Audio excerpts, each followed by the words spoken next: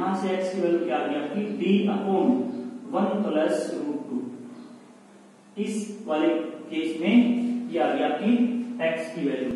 ठीक है, अगर मैं इसको माइनस में लूं, इसको माइनस लूं तो यहाँ पे क्या आ जाएगा, माइनस आ जाएगा, यहाँ माइनस आ जाएगा और यहाँ पे माइनस आ जाएगा आपका। ठीक है, या वैल्यू क्या हो सकती है d/1 माइनस √2। ठीक है, अब 1 बड़ा कि √2 बड़ा, 1 की वैल्यू बड़ी या √2 की वैल्यू बड़ी? √2 की वैल्यू बड़ी होती है। √2 की वैल्यू क्या होती है 1.141 √2 आपका क्या होता है √2 = 1.414 होता है।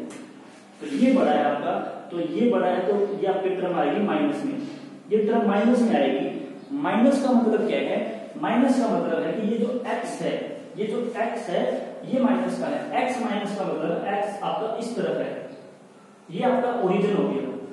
तो x इस तरफ होने का मतलब आपका जो पॉइंट है वो लेफ्ट साइड में है और लेफ्ट साइड में पॉइंट पॉसिबल नहीं है। तो ये वाला रूट हमारे लिए काम का नहीं है, इसको नहीं लेंगे तो हमारा आंसर कितना आ गया, ये आ गया। तो पहले पार्ट का आंसर कितना आ गया d/1 प्लस √2, ये x की वैल्यू आ गई। ठीक है, दूसरे पार्ट में क्या पूछा, what is the sign of small q? भाई स्मॉल क्यू का साइन, स्मॉल क्यू से स्मॉल क्यू क्या कैंसिल हो गया, स्मॉल क्यू से स्मॉल क्यू तो कैंसिल हो गया। इसका तो जो साइन है चाहे प्लस का हो या माइनस का हो वो तो मैटर ही नहीं करता। ठीक है, तो sign doesn't matter. B part में क्या आएगा, sign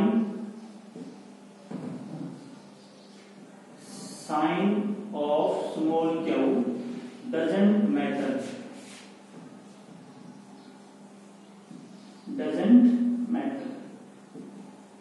it may be negative may be positive, it doesn't matter. Okay, C part क्या कहता है, ये जो इक्विलिब्रियम है ये आपका स्टेबल इक्विलिब्रियम है या अनस्टेबल इक्विलिब्रियम है? तो स्टेबल इक्विलिब्रियम क्या होता है, अनस्टेबल इक्विलिब्रियम क्या होता है? देखो ये बहुत अच्छा कॉन्सेप्ट है स्टेबल और अनस्टेबल इक्विलिब्रियम का, बहुत ध्यान से समझना इसको।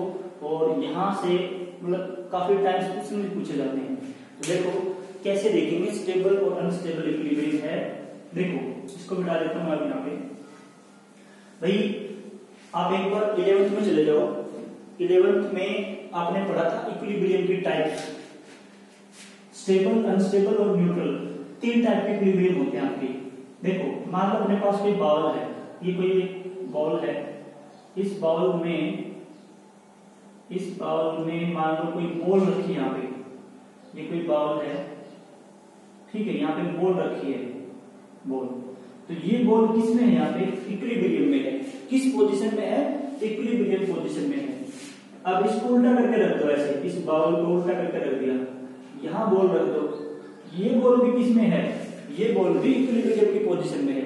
अब आप क्या करो, इस बॉल को एक फ्लैट सरफेस के ऊपर रख दो, फ्लैट सरफेस के ऊपर, ये बॉल भी किस में है, ये बॉल भी आपकी इक्विलिब्रियम में है। ये तीनों इक्विलिब्रियम में है। ये इक्विलिब्रियम कैसा है, ये इक्विलिब्रियम है neutral, this is neutral equilibrium, this is unstable equilibrium, this is stable equilibrium, stable, this is unstable and this is neutral. ठीक है, इक्विलिब्रियम का मतलब तो क्या होता है, इक्विलिब्रियम का मतलब होता है नेट फोर्स जीरो। भाई यहाँ पे इन तीनों केसेस में बॉल के ऊपर नेट फोर्स कितना है, जीरो। बॉल के ऊपर नेट फोर्स कितना है, जीरो है यहाँ पे। अब देखो तीनों में नेट फोर्स जीरो, तीनों इक्विलिब्रियम में है, तो कैसे पता लगेगा अनस्टेबल है कि स्टेबल है, कैसे बता पाएंगे? देखो यहाँ पे भाई उसके लिए हमें क्या करना पड़ेगा, उसके लिए एक तरीका है। क्या तरीका है, उस ऑब्जेक्ट को इक्विलिब्रियम पोजीशन से अपनी मर्जी से लेफ्ट और राइट किधर भी उसको डिस्प्लेस कर दो। इक्विलिब्रियम पोजीशन से थोड़ा सा क्या कर दो, डिस्प्लेस कर दो। मान लो मैं इस बॉल को यहां ले आता हूं, मान लो मैंने इसको इधर डिस्प्लेस कर दिया, ये बॉल मैं यहां ले आया इस बॉल को। ठीक है, ये थी equilibrium position, this is equilibrium position. यहाँ पे इक्विलिब्रियम में नहीं है, यहाँ पे इक्विलिब्रियम में नहीं, तो मैंने इसको ना इधर डिस्प्लेस कर दिया। अब डिस्प्लेस करके यहाँ छोड़ दो, इसको यहाँ छोड़ दो। तो अब देखो यहाँ पे जब ये यहाँ पे है, यहाँ पे इक्विलिब्रियम में नहीं है, इक्विलिब्रियम में नहीं है का मतलब यहाँ पे इसमें नेट फोर्स जीरो नहीं है, यहाँ पे तो इस पे कुछ ना कुछ फोर्स है। अब अगर इसके ऊपर जो फोर्स है, अगर इस पे यहाँ पे जो फोर्स है, अगर वो फोर्स इसको इस तरफ खींच रहा है, मतलब इस पे जो फोर्स अब है, अगर वो आपने जिधर इसको डिस्प्लेस किया है अगर इसके अपोजिट में है, या आप ये कह लो कि अगर आपने इसको इक्विलिब्रियम से इधर डिस्प्लेस किया है तो यहाँ पे इस पे जो फोर्स है, अगर वो फोर्स इसको दोबारा इक्विलिब्रियम की तरफ लाना चाहता है, ठीक है, तो ये आपका स्टेबल इक्विलिब्रियम है। तो अगर इस बॉल को आप क्या करोगे, इस बॉल को आप उठा के यहाँ रख दोगे और यहाँ छोड़ दोगे तो वापिस इधर आएगी ना, ये बॉल आपकी बॉल वापिस इक्विलिब्रियम की तरफ आएगी, तो ये स्टेबल इक्विलिब्रियम आपका। इस केस में देख लो, अगर आप इसको डिस्प्लेस करते हो, मान लो आपने इसको इधर डिस्प्लेस कर दिया बॉल को, आप बॉल को यहाँ रख रहे हो, आपने बॉल को इक्विलिब्रियम से उठा के यहाँ रख दिया, तो जब इसको यहाँ पे छोड़ोगे तो क्या ये इक्विलिब्रियम की तरफ आएगी? नहीं, ये तो अवे फ्रॉम इक्विलिब्रियम जाएगी। अगर आप इसको यहाँ छोड़ दोगे तो ये तो और दूर चली जाएगी इक्विलिब्रियम से, क्योंकि यहाँ पे तो किसमें थी? इक्विलिब्रियम में थी। इक्विलिब्रियम का मतलब नेट फोर्स यहाँ पे जीरो था, लेकिन यहाँ पे नेट फोर्स जीरो नहीं है, यहाँ पे इसके ऊपर नेट फोर्स है, और वो नेट फोर्स किधर है? वो नेट फोर्स इक्विलिब्रियम पोजीशन से, ये है इक्विलिब्रियम पोजीशन, इक्विलिब्रियम पोजीशन से अवे है, इस तरफ है नेट फोर्स इसके ऊपर, तो इस तरफ जाएगी, अभी वापस इक्विलिब्रियम की तरफ नहीं आएगी। इस वाले केस में अगर आप इसको इधर डिस्प्लेस कर रहे हो, मान लो आपने इसको यहाँ रख दिया, तो यहाँ भी इक्विलिब्रियम में है, यहाँ भी इक्विलिब्रियम में थी और यहाँ भी इक्विलिब्रियम में है, यहाँ भी नेट फोर्स जीरो था, यहाँ भी नेट फोर्स जीरो है। अगर आप इसको यहाँ उठा के यहाँ रख दोगे तो ये यहीं पे रहेगी, ना तो इक्विलिब्रियम की तरफ जाएगी और ना इक्विलिब्रियम से अवे जाएगी। तो ये इक्विलिब्रियम कैसा होता है? न्यूट्रल इक्विलिब्रियम होता है। तो यहाँ पे फिर से देख लो एक बार, हमें करना क्या है? इक्विलिब्रियम स्टेबल है, अनस्टेबल है या न्यूट्रल है, वो चेक करने के लिए आपको उसको इक्विलिब्रियम पोजीशन से अपनी मर्जी से आप इसको इधर डिस्प्लेस कर दो, या आप इसको इधर भी डिस्प्लेस कर सकते थे, इधर डिस्प्लेस कर रहे थे, अपनी मर्जी से इक्विलिब्रियम से किधर भी उसको डिस्प्लेस कर दो। अगर डिस्प्लेस करने के बाद अगर उस पर जो नेट फोर्स है, अगर वो इक्विलिब्रियम पोजीशन की तरफ है तो वो स्टेबल इक्विलिब्रियम है। अगर वो अगर डिस्प्लेस करने के बाद net force away from equilibrium है तो वो अनस्टेबल इक्विलिब्रियम है। ओके, इस तरीके से हमें चेक करना है स्टेबल है कि अनस्टेबल है। इस वाले केस में देखो, इस वाले केस में हम कैसे चेक करेंगे? इस वाले केस में ये आपका है स्मॉल क्यू, सॉरी ये पॉइंट आपका है ए, ये पॉइंट आपका है बी, यहां पे रखा है -2Q, यहां पे चार्ज रखा है -Q, ये दोनों को ज्वाइन करने वाली लाइन है। इसके ऊपर ये आपकी है इक्विलिब्रियम पोजीशन, यहां से x डिस्टेंस पे ये पॉइंट है, ये आपकी इक्विलिब्रियम पोजीशन है, यहां पे चार्ज रखा है Q। ये कौन सी पोजीशन है? ये आपकी इक्विलिब्रियम पोजीशन है, दिस इज इक्विलिब्रियम पोजीशन। हमें चेक करना है ये अनस्टेबल है कि स्टेबल इक्विलिब्रियम। देखो ये पोजीशन कौन सी है? इक्विलिब्रियम पोजीशन है। इक्विलिब्रियम पोजीशन पे क्या होता है? Net force zero. Net force zero मतलब जितना इसका फोर्स है, इसका फोर्स किधर है? इस तरफ है, ठीक है, जितना इसका फोर्स है इस तरफ, ये इसको खींच रहा है इस तरफ, उतना ही फोर्स इस माइनस क्या होगा भी है, दोनों का फोर्स क्या है? बराबर है। तो ये आपका क्या था? Fb, और ये आपका कौन सा फोर्स था? Fa। ये इक्विलिब्रियम पोजीशन है, तो जितना फोर्स राइट में है उतना फोर्स लेफ्ट में है, नेट फोर्स क्या है यहाँ पे? जीरो। इसीलिए मैंने दोनों वेक्टर, दोनों एरो बराबर लेंथ के बनाए हैं, क्योंकि एरो की जो लेंथ होती है वो किस चीज को रिप्रेजेंट करती है? वो रिप्रेजेंट करती है वेक्टर क्वांटिटी की मैग्नीट्यूड को। तो यहाँ पे जो एरो की लेंथ है वो इस फोर्स के मैग्नीट्यूड को रिप्रेजेंट कर रही है। ये जो एरो की लेंथ है ये इसकी मैग्नीट्यूड को रिप्रेजेंट कर रही है। तो यहाँ पे दोनों के मैग्नीट्यूड क्या है? बराबर है, तभी तो नेट जीरो है। तो दोनों एरो की लेंथ मैंने यहाँ पे क्या ली है? बराबर ली है। अब देखो, मान लो मैं इसको डिस्प्लेस कर देता हूँ इक्विलिब्रियम पोजीशन से, अपनी मर्जी से किधर भी कर लो आप। मान लो मैंने इस चार्ज को यहां से यहां डिस्प्लेस कर दिया, इसको थोड़ा सा डिस्प्लेस कर दिया, अब ये चार्ज आपका यहां रखा हुआ है, यहां, ठीक है। अब देखो जब ये चार्ज आपका इधर डिस्प्लेस हो गया, यहां आपने इसको रख दिया, तो ये तो इक्विलिब्रियम पोजीशन नहीं है, यहाँ पे तो इक्विलिब्रियम में नहीं है, ये थी आपकी इक्विलिब्रियम पोजीशन।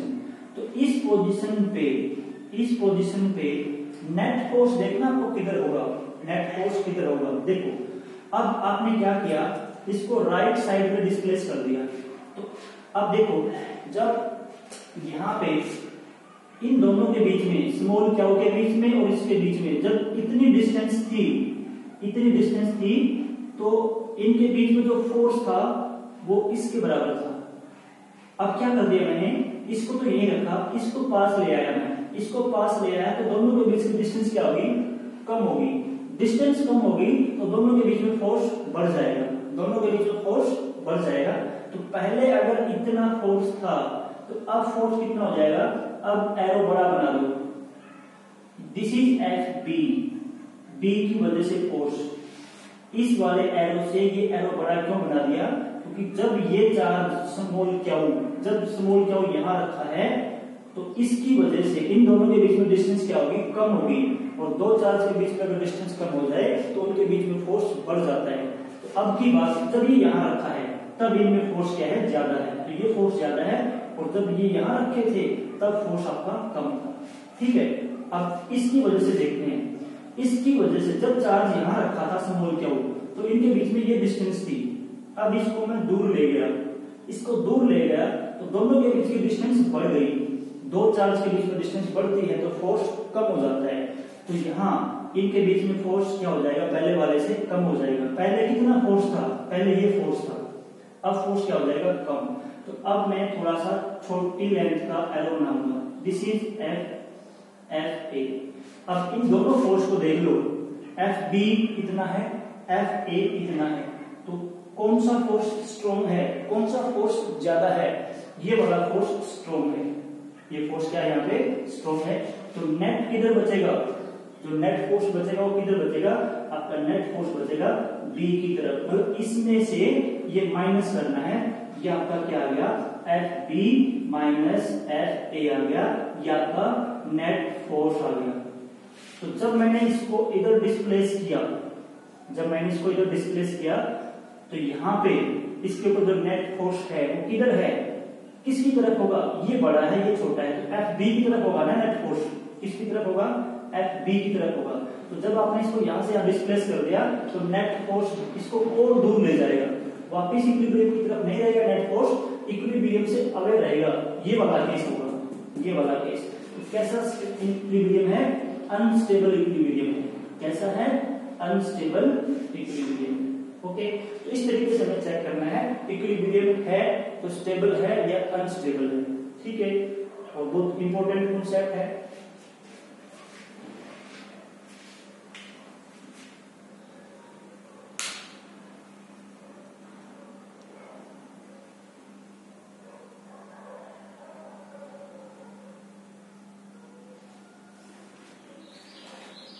यहाँ पे हम एक क्वेश्चन और सोल्व कर लेते हैं।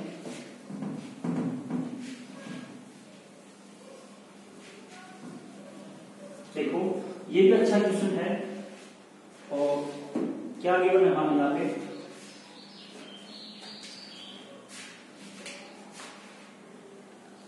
यहाँ पे एक स्फेरिकल बॉल है, स्फेरिकल बॉल दे रखी है, ये कोई दूसरी स्फेरिकल बॉल है, ये दूसरी स्फेरिकल बॉल है। ठीक है, और ऐसे अपने पास मान लो इसके ऊपर मान लो चार्ज कितना है, क्या वन चार्ज, इस बॉल पे चार्ज क्या वन है, इस बॉल पे चार्ज क्या टू है। बोथ बॉल्स आर आइडेंटिकल, क्या गिवन है, both balls are identical. Identical का मतलब है दोनों का साइज बराबर है, दोनों का साइज अगर बराबर है। तो अब क्या कर दिया, इस बॉल को, ये मान लो बॉल आपकी ए है, ये मान लो बॉल आपकी बी है। ठीक है, both ball come into contact, A first क्या हुआ, A ball A touches A touch to ball B A इसको टच करेगी, दोनों को आपस में मिला दिया, ठीक है। या फिर वो ऐसे भी दे सकता है कि इस बॉल को और इस बॉल को किसी वायर से जोड़ दिया, या तो दोनों को मिला दो या दोनों को किसी कंडक्टिंग वायर से मिला दो, ठीक है, कुछ भी बोल सकते हो। इन दोनों को आपस में मिला दिया, तो जब इन दोनों को आपस में एक दूसरे से मिला देंगे, ठीक है, तो क्या होगा, इन दोनों के बीच में, इनके ऊपर दोनों पे चार्ज है, तो आपस में चार्ज की शेयरिंग होगी, एक दूसरे पे चार्ज शेयर करेंगे, ठीक है। तो अब इनको आपस में क्या किया, एक दूसरे से मिला दिया। अब मिलाने के बाद क्या कर दिया, फिर से इनको एक दूसरे से दूर रख दिया, दोनों को मिला के उस देर तक मिलाए रखा और फिर एक दूसरे से दूर रख दिया। बताओ अब इन पे कितना कितना चार्ज होगा, कितना चार्ज उसका उसमें गया, कितना उसका चार्ज उसमें गया, वो बताना आपको।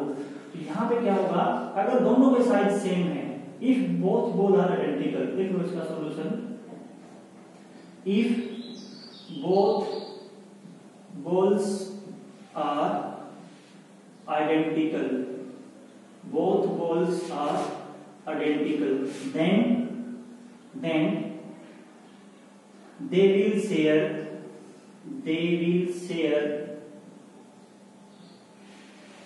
same charge or equal charge, they will share equal charge and charge on each ball